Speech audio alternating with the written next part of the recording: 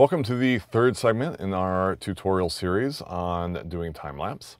In this segment, I'm going to talk about what makes a good time-lapse, what makes it interesting, because we all want to have interesting, exciting time-lapses that blow people's minds. So I'm going to talk a little bit about some of the things I think make a good time-lapse. This is really relevant to landscape type time-lapses. And clearly, I'm not going to touch on every possible thing that could make your time-lapse interesting, but we'll cover a few of the big topics that I think generally make for good time-lapse. So with that, let's dive into it.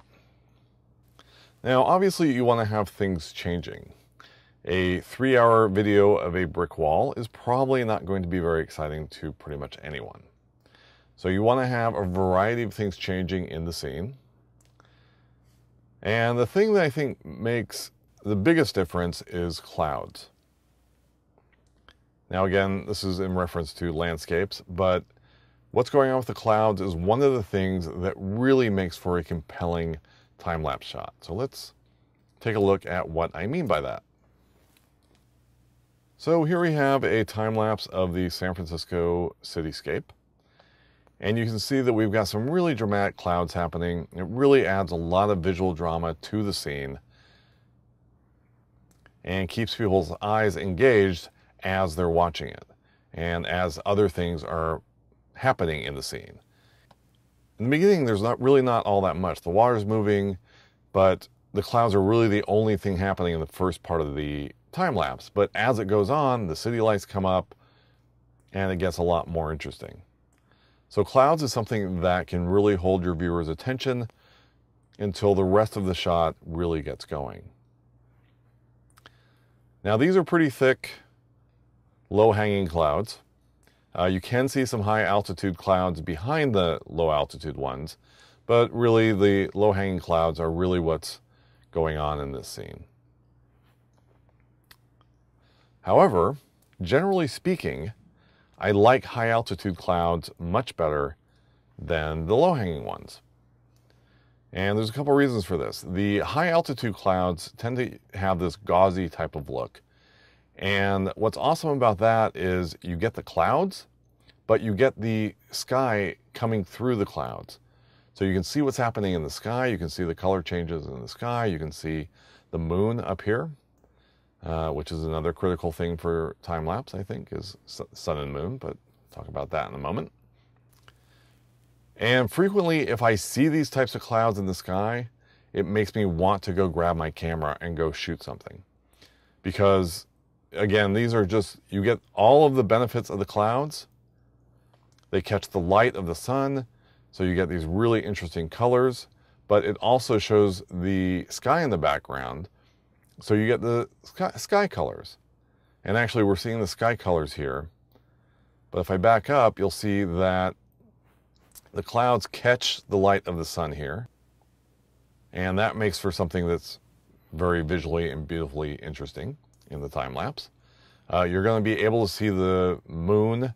And as we move forward, you can see there's a planet along with it. And so you can see all of that happening through the clouds. And so they're just really beautiful time-lapse elements if you have these high-altitude, gauzy type clouds.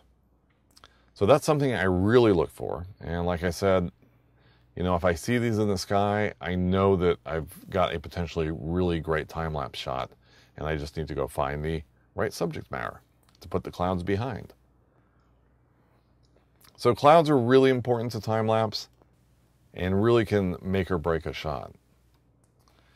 Now the next thing I like to try and get into my time-lapse shots is the sun and the moon. And you don't have to have them directly in the shot. You'll notice that a lot of the things that I have going on are sunset or sunrise time-lapse shots. But as we noted here earlier, the fact that the sun is setting is giving the clouds a lot of color, it's giving the sky a lot of color.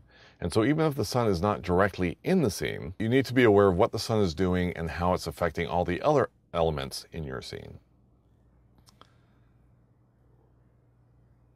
So the sun is very important. The moon, as we have here, is incredibly important to this particular shot. And likewise, it is something that really helps make this shot. As the sun goes down, you can see the sun peeking through the clouds.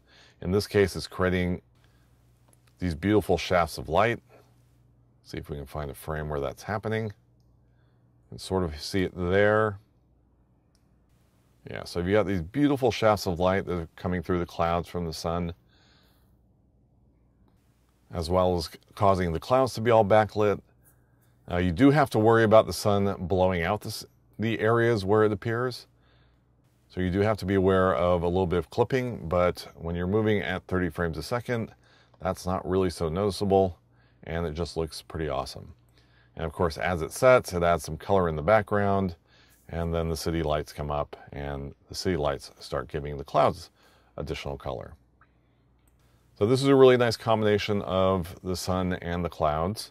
And it also has the next thing we're going to talk about, which is city lights. City lights coming up is not something most people observe. And in fact, most of the stuff, of course, is not stuff that people observe on a regular basis. That's what makes time-lapse interesting. And that especially applies to clouds, because usually the clouds are moving far too slowly for most people to notice how they change. And that's one of the beautiful things that you see in time-lapse, is just how clouds move over time that is just really not observable with the human eye. And city lights can be very similar. If we take a look at this shot, one of the interesting things you'll see happen is the lights along this main street slowly come up. They don't all come on at once. They start down at the bottom and run all the way down the street. And then, of course, you just see how the lights appear on the city itself. So we'll take a look at what this is all about. And you can see all those lights not come on at the same time. You can see the lights of the cars streaming over the bridge and down the Market Street in San Francisco there. And you can just see how the entire scene fades to black, which is not what I wanted it to do.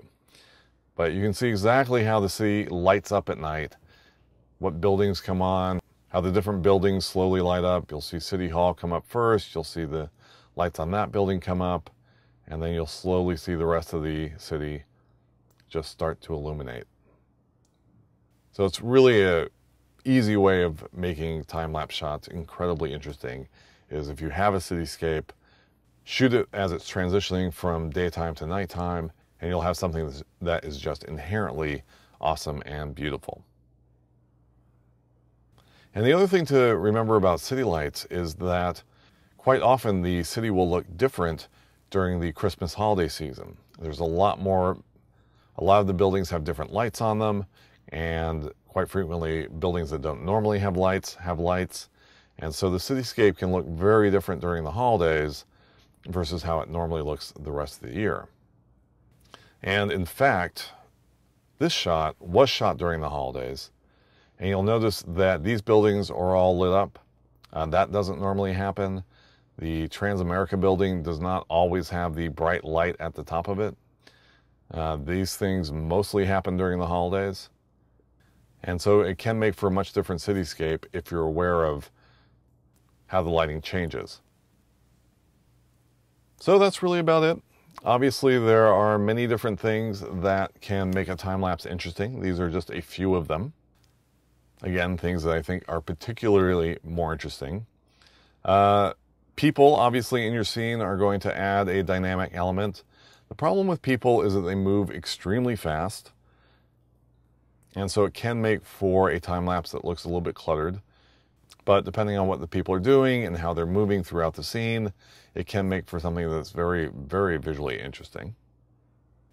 Water is also very interesting. You have to be a little bit careful with water. If you're up too close to it, say if you're shooting breaking waves, those waves are going to be moving extremely rapidly, which can be almost painful to watch.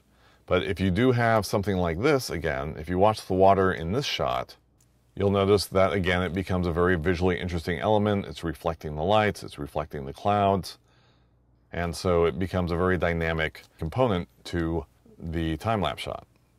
So if you're very far away from the body of water, you're going to get these flowing patterns. You can see what's happening in the water. But if you're right up close to the water, it becomes possibly not so interesting and possibly a detriment to the shot because it's just going to be moving too fast. It's going to be changing way too fast. So these are all things to keep in mind. So hopefully you found this interesting. Thanks for joining me. And we have the next segment coming up on stabilization. Another hugely critical thing when you're shooting time-lapse. So stick around and join us.